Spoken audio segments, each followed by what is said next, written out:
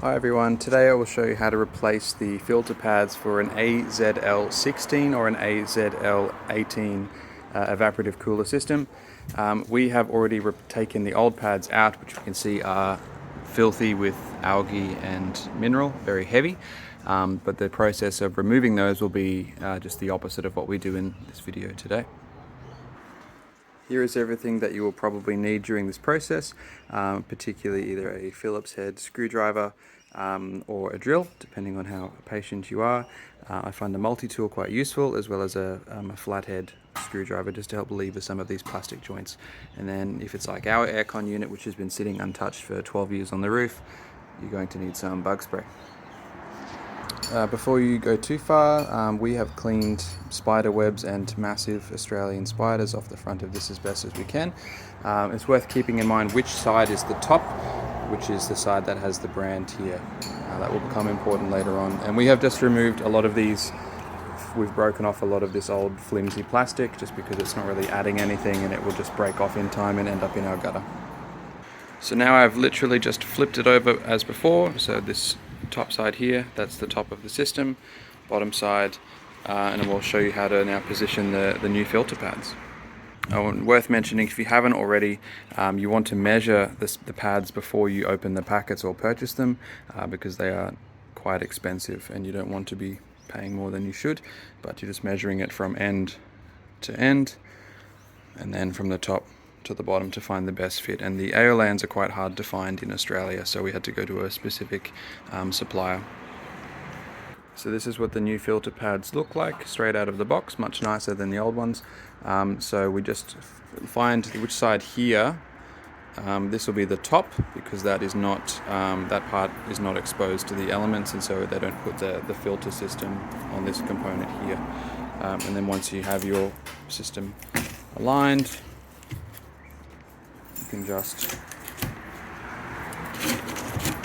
roll it down and then quite gently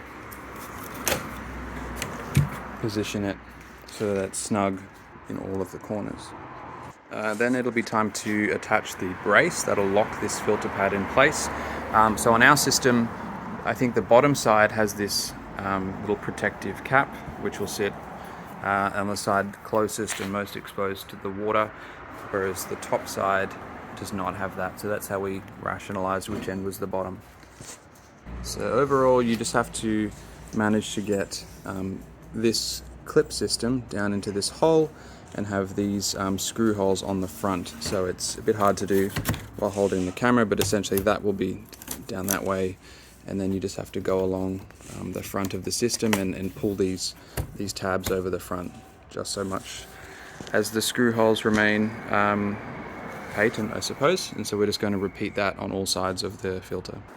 So these are the bits that I use the flathead for, is just if you need to, you can help lever this over this bottom overhang. Once you're at this point, we are just using the old screws. We're not putting a whole lot of money into this system in terms of buying brand new components. If it can get us through the next few years, that'd be great, but then we'll probably replace it.